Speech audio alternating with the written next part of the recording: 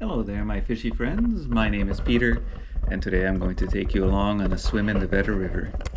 This video is from September 19th, and I'm going to show you a lot of pink salmon. If you had asked me 2 or 3 weeks ago whether I thought there would be a lot of pink salmon in the Vedder this year, I would have bet you money that there weren't going to be a lot, but I was very wrong. The last few days, a whole bunch of them have shown up. And it's great to see. I am really surprised at the resiliency of this salmon. Pink salmon live for 2 years. So 2 years ago, just after these fish were done spawning, we had a tremendous flood in Chilliwack, and it completely wiped out the river. It rearranged all the gravels. Even the river changed course in many places. And it really amazes me that any of these pink salmon eggs survived that, but apparently they did. So we had a record-breaking return of some 24 million fish in the main Fraser, and these are some of those fish making their way up the Vedder. You can see they're quite clean. We are allowed to retain these fish on the Vedder until September 30th, and the limit is 2 per day. If you wish to target these fish, a small pink jig floated under a float works really well, as do small Colorado blades. Silver and brass have been working for me.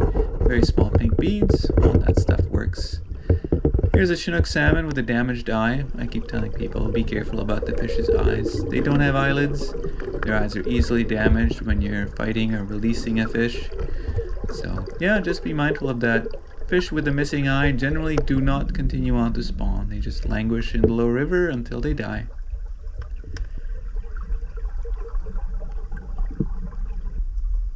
Some free hooks for me. Of course, I did a little bit of a cleanup. Another thing I wanted to mention is twitching jigs is quite popular for pink salmon, and it works really well, but you just have to be careful. If you encounter a school of pinks like this, it is really quite difficult to twitch a jig in there without foul hooking a whole bunch of fish, so keep that in mind. A situation like this, a small jig floated under a float, works much better, and you get results that are just as good without foul hooking a whole bunch of fish.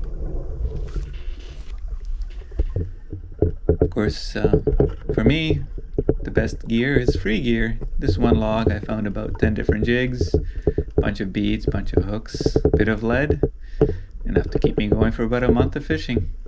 Well, that's about it for today. A couple of little trout. Thanks for watching. See you next time.